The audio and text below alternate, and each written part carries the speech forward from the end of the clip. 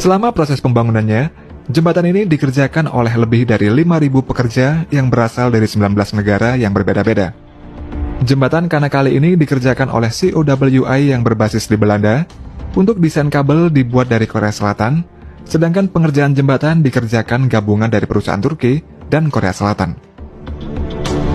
Jembatan Kanakale ini terdiri dari 6 jalur, dan seluruh strukturnya ini terbuat dari 177.000 ton besi baja, dan jembatan ini berada di daerah rawan gempa. Selain itu, lokasi jembatan ini juga berada di daerah angin kencang yang kecepatannya mencapai 110 km per jam. Oleh karena itulah, desain pada bagian tengah dek jembatan sengaja dibuat berlubang, yang berfungsi agar jembatan ini tetap stabil ketika angin bertiup kencang. Dan pada bagian pinggir jembatan, juga diberi pembatas transparan dengan tujuan melindungi kendaraan yang lewat, agar aman dari hembusan angin yang sangat kencang. Untuk membangun jembatan yang terpanjang ini, mereka membangun terlebih dahulu dry pool di dekat lokasi dibangunnya jembatan. Dry pool ini dibuat pada area kering yang dikeruk menggunakan berbagai macam alat berat, sampai membentuk seperti kolam yang luasnya ini sama dengan luas lapangan sepak bola. Setelah dry pool jadi, bagian dalam dry pool dibuat 2 buah caisson yang masing-masing beratnya mencapai 65.000 ton. Nantinya caisson ini untuk menopang tower utama jembatan di tengah laut. Dan masing-masing caisson tersebut memiliki panjang 83,3 meter, lebarnya 74 meter, dan tingginya 16 meter. Saat caisson selesai dibangun, dry pool kemudian diisi dengan air laut, dan setelah caisson mengapung, dry pool akan dibongkar lalu ditarik menuju ke lokasi penenggelaman. Namun sebelum caisson ini ditenggelamkan, dasar laut tempat caisson ini akan diletakkan diberi lapisan bebatuan kerikil sebanyak 340.000 ton, dan hal ini bertujuan agar ketika terjadi gempa, struktur jembatan akan tetap stabil. Setelah itu, barulah caisson diturunkan ke dasar laut. Kemudian di atas caisson dibangun pondasi beton untuk menopang 2 tower nantinya. Tower pada jembatan Kanakale ini terbuat dari beberapa blok yang ditumpuk. Total blok yang diperlukan untuk masing-masing towernya adalah 32 buah.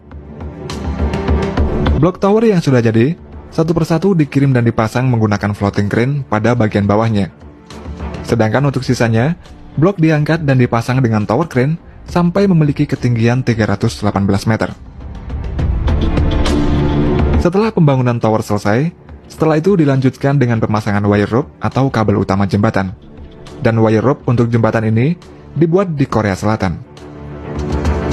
Wire rope jembatan Kanakale ini terbuat dari 144 kabel strand, dan tiap kabel strand ini terdiri dari 127 kawat baja. Jika ditotal, panjang kabel yang digunakan pada jembatan Kanakale ini memiliki total panjang 162.000 km. Kemudian sebagai penambat wire rope, maka dibangunlah anchor jembatan di kedua ujungnya. Anchor jembatan tersebut memiliki kedalaman 29 meter, dan masing-masing anchor ini memiliki berat 156 ton.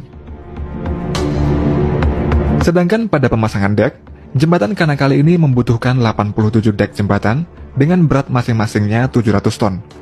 Untuk lebarnya 45 meter, panjangnya 48 meter, dan tingginya 3,5 meter. Dek ini dibawa menggunakan kapal tongkang, dan setelah itu dek dipasang pada jembatan menggunakan floating crane ASEAN Hercules 3. ASEAN Hercules 3 merupakan floating crane yang terbesar di dunia yang memiliki panjang 106 meter. Untuk lebarnya 52 meter, dan memiliki kapasitas angkat maksimum hingga 5.000 ton. Dari 87 dek, ASEAN Hercules 3 ini hanya memasang sebanyak 16 dek jembatan yang berada di bagian tepi jembatan. Sedangkan sisanya diangkat dan dipasang oleh lifting gantry yang berjumlah 8 buah. Dan untuk mengangkat masing-masing dek jembatan seberat 700 ton tersebut, membutuhkan 2 lifting gantry. Setelah itu, untuk proses terakhirnya adalah pengaspalan jalan dan pemasangan berbagai infrastruktur pada jembatan Kanakale.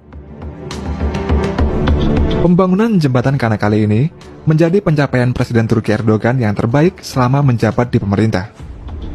Sebelumnya, dia juga mendapat pujian setelah menyelesaikan proyek Bandara Baru Istanbul, terowongan kereta api, dan jalan raya di bawah Selat Bosporus, Istanbul.